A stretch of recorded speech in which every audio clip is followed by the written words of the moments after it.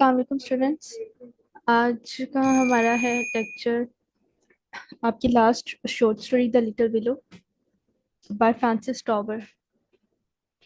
So let me share this the screen. Okay, यहाँ पे जो इसके अंदर है ऑथर की, इस बुक की पीडीएफ में आपको ऑथर का इंट्रोडक्शन गिवन है। उसके बाद जो कहानी के किरदार हैं वो फर्स्ट गिवन है एंड देन कहानी का खुलासा आपको पॉइंट्स में लिख के दिया हुआ है यहाँ पे। लेकिन कहानी इतनी डिटेल में नहीं है इन सारे पॉइंट्स के अंदर ना। यहाँ पे हम इस यहाँ से पढ़ते हैं, पहले करेक्टर्स को देख लेते हैं और राइटर को। उसके बाद हम स्टोरी का खुलासा जो है वो अपनी दूसरी बुक से पढ़ेंगे। वहां से ज्यादा जो चीजें हैं वो कवर हो रही हैं उसके अंदर।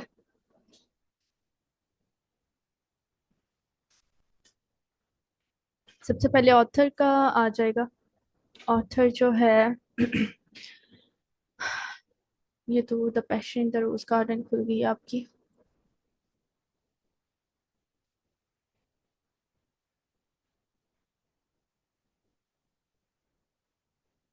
Okay, Francis Tower belongs to an educated British family who is born in Calcutta, India. आप बस ये लिख दें इसके इंट्रोडक्शन के अंदर कि Francis Tower is a British writer, renowned writer या फेमस राइटर, और he was born in India. इतना भी आप याद रख लें तो इट्स मोर देन इनफ, क्योंकि ये इतना ज़रूरी नहीं है राइटर का नेम आपको याद रखना। आगे कहानी के अहम किरदार लिस्बी, साइमन बर्न, बरेंडा एंड शार्लेट। लिस्बी, यहाँ से हम पढ़ते हैं start. Okay, the little willow. बेत का छोटा सा दरख्त मोहब्बत की ऐसी कहानी है जिसकी तकमील नहीं होती। ये कहानी दो जवान और पाकीज़ा दिलों की कहानी है जो बाहमी मोहब्बत से धड़कते थे और एक दूसरे को नहीं बताते थे कि वो किस तरह धड़कते हैं। ये कहानी सोच की कहानी है जो इंसानी दिल को मोम करके रख देती है। इस कहानी में अफसर्दगी और गम का माहौल पाया जाता है जो जंग के दौरान पाया जाता था। जंग के दौरान नौजवान सिपाही जब रुखसत पर होते तो इन्हें तफरीह की जरूरत होती और वो शार्लेट और बरांडा के घर आ जाते, वहां पिकनिक मनाते और तफरीह करते और आराम करते। ये एक उम्दा कहानी है क्योंकि रिजबी इसमें मौजूद है और इसमें साइमन बर्न मौजूद है और इसमें रॉबर्ट ओलिवर भी मौजूद है। कहानी में ऐसे लोगों की मौजूदगी हमारे सरों को बुलंद कर देती है क्योंकि ये नेक लोग हैं और ये लोग मुसीबत में सब्र करने वाले और मौत में बहादुर होते हैं। अब स्टोरी के ये सारे कैरेक्टर्स डिस्कस हो गए हैं, स्टोरी किसके बारे में है ये भी डिस्कस हो गई है। अब Lisbie and Simon Byrne, they are hero and heroine and also the central character of the story. And Oliver, Robert Oliver जो है ये he is also an army man and Simon Byrne is also an army man. दोनों ही army man हैं और लेकिन Robert Oliver जो है वो आई थिंक सो मेडिकल के डिपार्टमेंट से बिलोंग करता है और वो शार्लेट का जो है फ्रेंड है आई थिंक सो। आगे हम डिस्कस करेंगे, आई थिंक ये फ्रेंड है या शार्लेट का कमिंग हस्बैंड है कि ये शायद इसकी शादी शार्लेट से हो जाएगी। अब आगे बढ़ते हैं तो हमें एक दो और करेक्टर्स आएंगे बट उतने इम्पोर्टेंट नहीं है। इस कहानी में हमें खामोश मोहब्बत के मुतालिक बताया गया है जो रिजवी और साइमन बर्न के दरमियान मौजूद थी। साइमन बर्न एक फौजी सिपाही था, दोनों में से किसी ने भी अपनी मोहब्बत का इजहार नहीं किया लेकिन दोनों के दिल मोहब्बत से धड़कते थे। कहानी के मुतालिक से हमें पता चलता है कि रिजवी की दो बहनें और थी, एक का नाम शार्लेट और दूसरी का नाम बरेंडा था। वो जंगल में वाकई एक मकान में रहती थी। मकान खुफिया जगह पर बना हुआ था। मैदान जंग से भागे हुए सिपाही इस मकान में पनाह लेते थे और वहां पर वो दोनों बहनों से मोहब्बत करते, गपशप लगाते और हंसी मजाक करते। शार्लेट और ब्रेंडा लंबी और पुरकशिश लड़कियां थीं। उनका ज़ौक बहुत बुलंद था और वो तस्वीरों, मौसीकी और ड्रामे की दिलदार थी। वो बुलंद छतों वाले कमरों को सजा कर रखती और मेहमानों की खूब तवाज़ो करती। वो जादूगरनियां थी और अपने हुस्न से हर आने वाले को मशहूर कर देती थी। वो भागे हुए सिपाहियों से मोहब्बत करती, जब वो रुखसत वहां से रुखसत होने लगती तो इन्हें फरामोश कर देती और दूसरे के दिलों में बस जाती। उनकी छोटी बहन लिस्बी एक मासूम लड़की थी। वह खामोश, तबाह और जर्द रंग की लड़की थी लेकिन उसका दिल पुरजोश और रूह मासूम थी। उसको चाहने वाला कोई नहीं था। वो मेहमानों की खातिर तवाज़ा करती और इन मेहमानों के साथ हम कलाम होती जिन्हें उनकी बड़ी बहनें अहमियत ना देती। एक दिन उसकी बड़ी बहन शार्लेट का दोस्त उनके घर एक अजनबी, अब ये शार्लेट का दोस्त का नाम यहाँ पे हमें स्टीफन बताया हुआ है। आपकी बुक में भी ना हो, बट उसके दोस्त उसके उनके घर एक अजनबी को ले आया। अजनबी बेसिकली जो है वो साइमन बर्न है। उसका ताल्लुक जनूबी अफ्रीका से था। वो लंदन में बिल्कुल अजनबी था। जब वो कमरे में दाखिल हुआ तो उसने इधर उधर देखा। अब वो जब घर में आया है उनके घर में, और वो घर उनका लंदन में है, और साइमन बर्न जो है वो अफ्रीका से बिलोंग करता है। उसने इधर उधर देखा, लिस्बी वहां बैठी हुई थी, उसका चेहरा खुशी से जगमगा उठा जब उसने लिस्बी को वहां बैठे देखा। लिस्बी वहां बैठी हुई थी, उसका चेहरा खुशी से जगमगा उठा अगेन। जब उसने लिस्बी को वहां बैठे देखा, लिस्बी ने उस बात को महसूस किया और उसका दिल भी मोहब्बत से धड़कने लगा। लिस्बी के पास बेत का छोटा सा दरख्त था जो कीमती पत्थर और बलौरी शीशे का बना हुआ था। उसने एक माह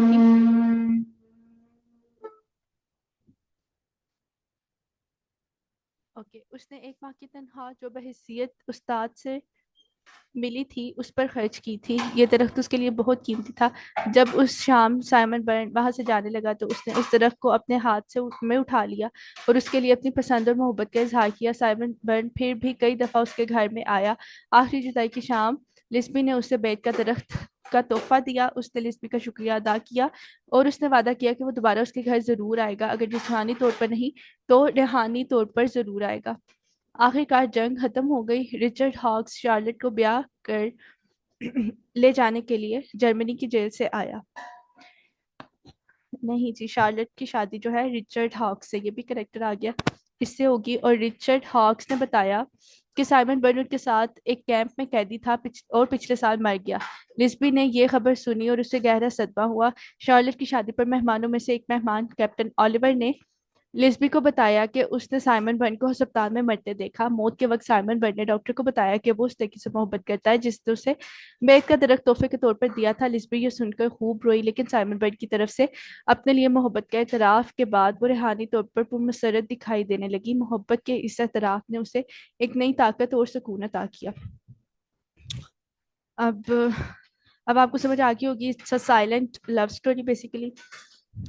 और जो स्पिरिचुअली जो है वो ज्यादा अ, हमें स्पिरिचुअल लव का जो है कॉन्सेप्ट वो दे रही है। अब हम इसके यहाँ से यहाँ पे देखिए, अब आपको लिखा हुआ मिलेगा कि कुछ दो तीन बुक्स को अगर सर्च करें तो एक बुक के अंदर आपको लिखा हुआ मिलेगा कि साइमन बर्न ने उसकी मोहब्बत का जो उसमें पता चलेगा कि यहाँ पे लिखा हुआ है कि साइमन बर्न को अस्पताल में मरते देखा कैप्टन ओलिवर ने, और मौत के वक्त साइमन बर्न ने डॉक्टर को बताया। बट कुछ बुक्स में लिखा हुआ मिलता है हमें कि साइमन बर्न ने अपनी मदर को अपनी मौत से पहले जो है वो लेटर लिखवाया, और उस लेटर के अंदर उसने लिखवाया, अपनी माँ को उसने बताया कि वो दिस्बे से मोहब्बत करता है जिसने उसको लिटिल विलो का बेट के तरफ का जो है वो तोहफा दिया था। अब इन दोनों में कन्फ्लिक्ट तो आ जाते हैं, लेकिन आप देख लें, आप चाहे ये भी लिख लें, बताया तो उसको बेसिकली कैप्टन ऑलिवर ही नहीं था, तो आप लिख दें कि कैप्टन ऑलिवर ने बताया उसे कि वो मोहब्बत करता है लिस्बी से, और लिस्बी जो है इसी से खुश हो जाती है और अपनी बाद में जो है सारी जिंदगी वो इसी मोहब्बत के साथ साइमन बर्ड के इतराफ के साथ जो है वो गुजार देती है। जैसा कि साइमन बर्ड उससे कैद किया था और उसने वादा किया था लिस्बी से वो दोबारा इस घर में जरूर आएगा, कि जिस्मानी तौर पर नहीं तो रूहानी तौर पर जरूर आएगा। तो अब यही इसका कॉन्सेप्ट बनता है कि वो उनकी जो मोहब्बत है वो लाफानी हो चुकी है। यहाँ पे भी आपको ये चीज़ लिखी हुई मिलेगी। अब इसका अगर हम तनकीदी जायजा लें, ये स्टोरी असल में लिखी गई है ड्यूरिंग द वॉर, तो थोड़ी सी ट्रेजिक स्टोरी भी कह सकते हैं आप, और इसमें वॉर के भी हमें एलिमेंट्स जो हैं वो मिलते हैं। क्रिटिकल जायजा, इसका जो क्रिटिकल एप्रिसिएशन है, ये कहानी खामोश मोहब्बत का अलमिया है। कहानी में दो जवान और पाकीज़ा दिलों की एक दूसरे से खामोश मोहब्बत के इजहार का जिक्र है। दोनों दिल एक दूसरे के लिए धड़कते हैं लेकिन बताते नहीं। लिस्बी और साइमन एक दूसरे से अपनी मोहब्बत का इजहार नहीं कर पाते करते, ताहम उनकी मोहब्बत लाफानी हो जाती है। वो अपनी खामोश मोहब्बत कुर्बानी और गमों अलम के बलबूते पर मोहब्बत की एक अलामत और निशानी बन जाते हैं। कहानी में जंग की तबाहकारियों, अफसुर्दगी और गम का माहौल भी पाया जाता है। मेन क्वेश्चन इसके अगर हम देख लें,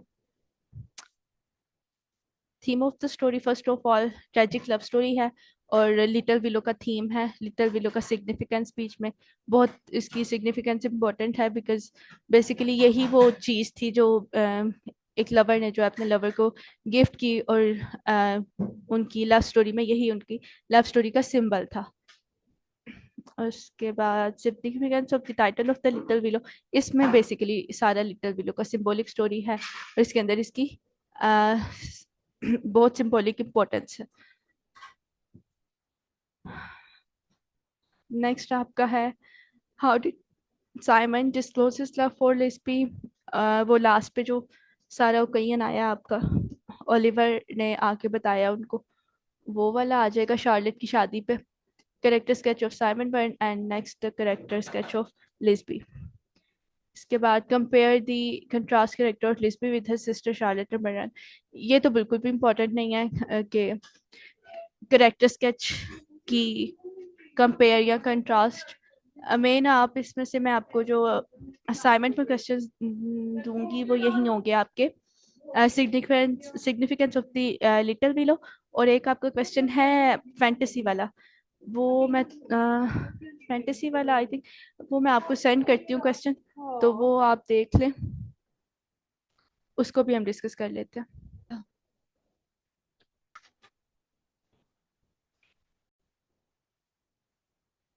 जी, तो इंटरव्यूइंग पर्सन साजिश इंसान लिखा हुआ है, मुझे पहले नजर ही नहीं आया।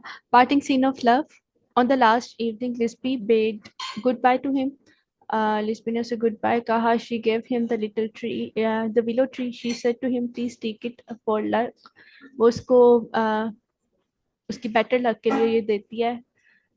ही स्टिमर्ड इट इज मच लवली। अब वो अटक अटक के हिकला के बोला है, वो कंफ्यूज हो गया थोड़ा सा। Lisbie said to him but you will come again I will try to dash in the spirit of वो या अब वो ये साइमन का जवाब है कि I will try to come in the spirit if not in the flash. इसकी ये हमने पहले भी लाइन पढ़ी है कि अगर मैं जिस्मानी तौर पर ना भी आ सका तो मैं रूहानी तौर पर यहाँ जरूर दोबारा आऊंगा। The little willow plays an important part in building their love.